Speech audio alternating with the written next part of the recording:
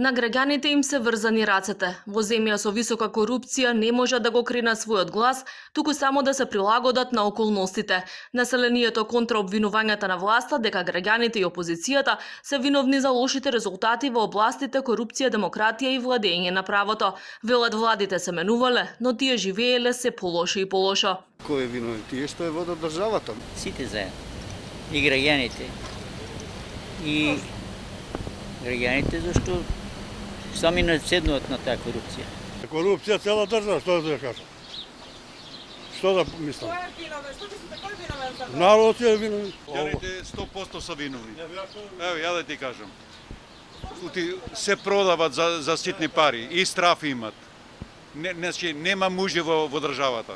Тоа е. Обвинуваат опозиција. Опозицијата веќе 5 години не е на власт.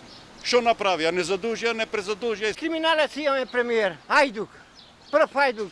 Дима Гинисова книга за лажење, за крадење, за АФЕП ќе биде прв во светот. Ставовите на СРСМ за одговорноста за високото ниво на корупција и ниското ниво на демократија се менуваат зависно од тоа дали се на власт или во опозиција. Пред повеќе од 4 години премиерот, сегашните министри, директори и градоначалници на големо обвинуваат дека тогашната влада предводена од ВМРО ДПМН е најмногу одговорна за лошите извештаи на Transparency International и Economist. Сега пак кога Македонија на ранг листите секоја година е се подолу и подолу, не гледаат грешки во сопствените редови.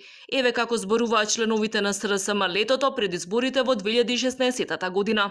Потребата од воведување на владење на правото, владење на ред и поредок, департизирање на македонските институции и повторно владење на демократските вредности во нашата држава е потреба пред се на граѓаните на Република Македонија и на нашата држава. Тоа е интересот и на Социјалдемократскиот сојуз. Република Македонија конечно да стане земја со европски цивилизирани вредности од 21 век.